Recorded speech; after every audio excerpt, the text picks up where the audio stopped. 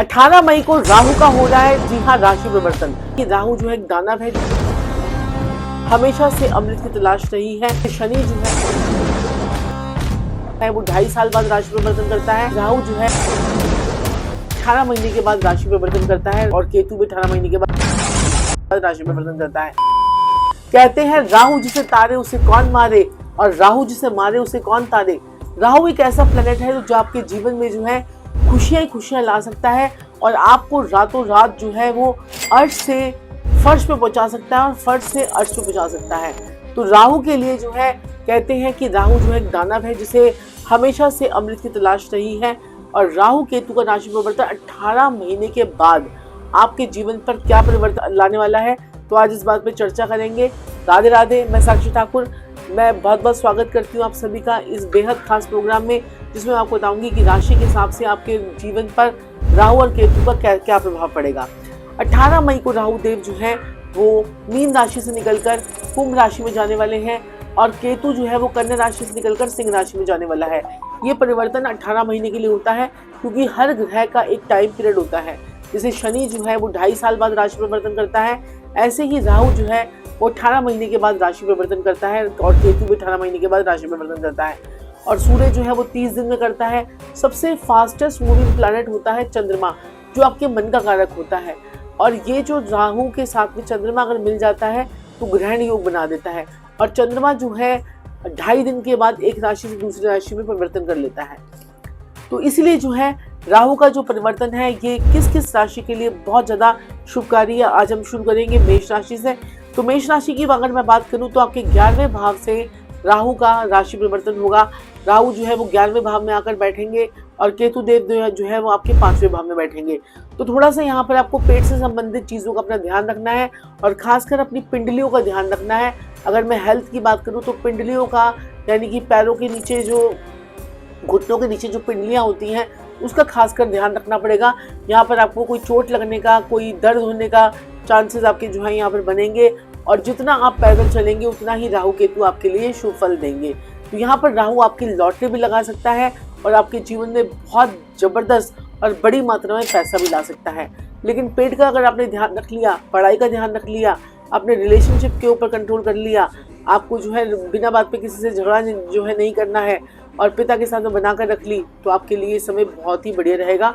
पिता को भी थोड़ा सा शारीरिक कष्ट आपके आ सकता है या आपकी किसी कोई ऐसी हरकतें हों जिससे पिता को जो है आघात पहुंचे, तो वो भी आपको ध्यान देना पड़ेगा।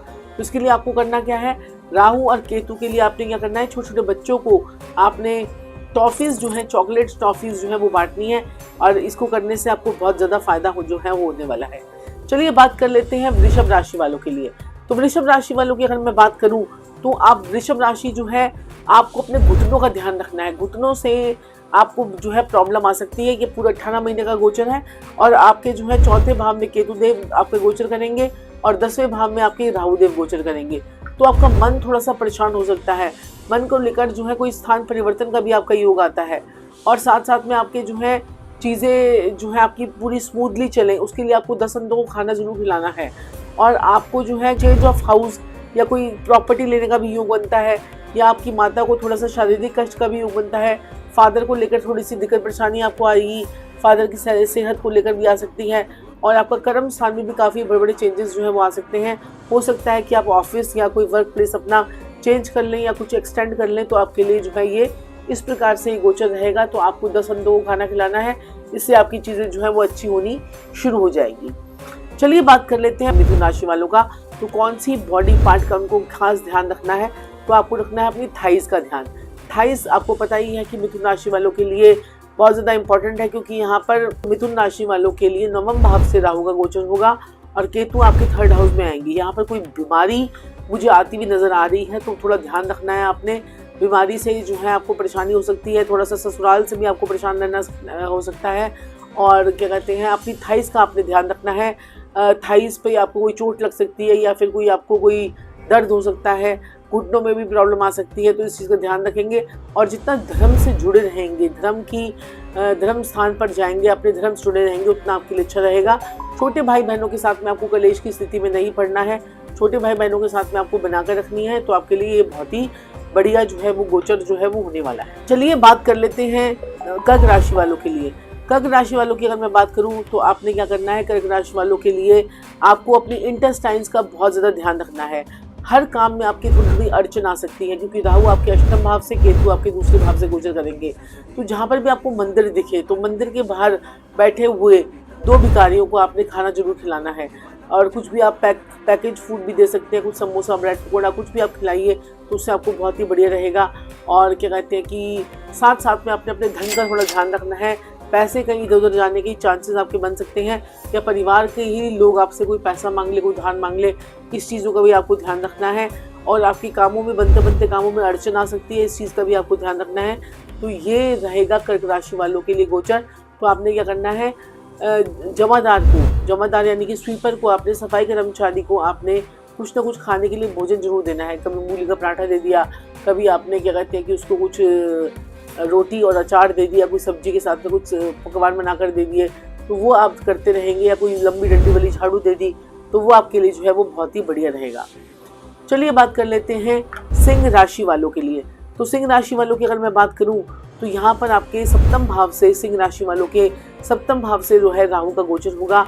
और लगन में आपके जो है वो केतु देव जो है वो आने वाले हैं, तो आपके लिए बहुत अच्छा है। लगन में केतु देव आते हैं तो सूर्य के फलों को उच्च कर देते हैं, और सूर्य आपका जहाँ पर भी होगा तो वो अपना उच्च के फल देना शुरू कर देगा, तो आपको मान सम्मान बढ़ेगा। लेकिन आपके दूसरी तरफ जो है मैरिड लाइफ को लेकर आपको थोड़ी परेशानी आ सकती है।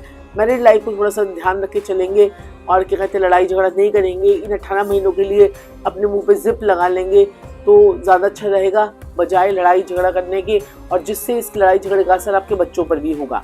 तो आपको क्या करना है, आपको सिंह राशि वालों को थोड़ा सा अपने रिप्रोडक्टिव सिस्टम जो कहते हैं हम, अपने रिप्रोडक्टिव सिस्टम जो है वो, और थोड़ा सा आपको नाभि से नीचे की जो परेशानियां होती हैं उन सब चीज़ों का ध्यान रखना है। और कुछ आपके जो ऑर्गन्स होते हैं, नाभि से नीचे जो हमारे ऑर्गन्स होते हैं उनका भी आपको ध्यान रखना है। तो ये आप करेंगे तो बहुत अच्छा रहेगा। चलिए बात कर लेते हैं कन्या राशि वालों के लिए।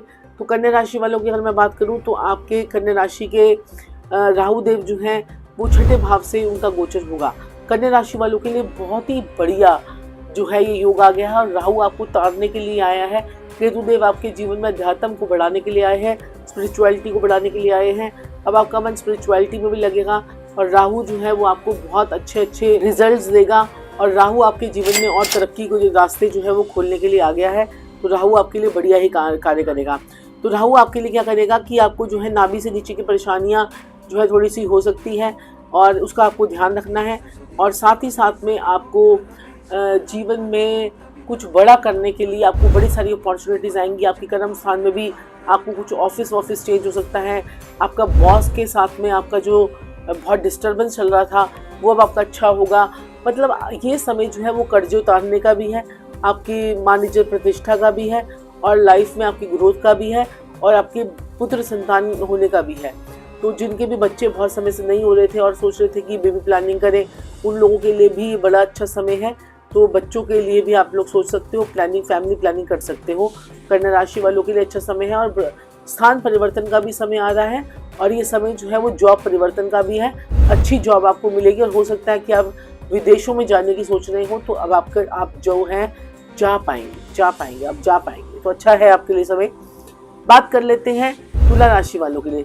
तुला राशि वालों की अगर मैं बात करूं, तुला राशि वालों के जो है 5वें घर से राहु का गोचर होगा, और यहाँ पर 11वें घर में आपका केतु का गोचर होगा। तुला राशि वालों की अगर हम बात करें तो यहाँ पर आपका जो ये गोचर होगा, यहाँ पर आपको अपने पेट का ध्यान रखना है, हेल्थ का ध्यान रखना है, बच्चों का ध्यान रखना है। ज़्यादा बच्चों के साथ में हो सकता है कि थोड़ा सा हो सकता है कि उनकी पढ़ाई में विघ्न आ जाए, और उनका जो है जितना वो मार्क्स अचीव करना चाहते हैं या जितनी वो मेहनत कर रहे हैं उस मेहनत का उनको रिजल्ट ना मिले।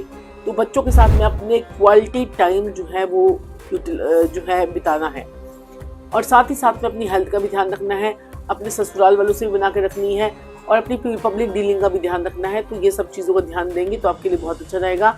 आपने अपने घर के बाहर एक चांदी का स्क्वायर टुकड़ा जो है आपने रख लेना है, या फिर चांदी का चौकोर टुकड़ा आप अपनी जेब में भी रख सकते हैं, उससे भी आपको बहुत अच्छे रिजल्ट जो है वो मिलेंगे।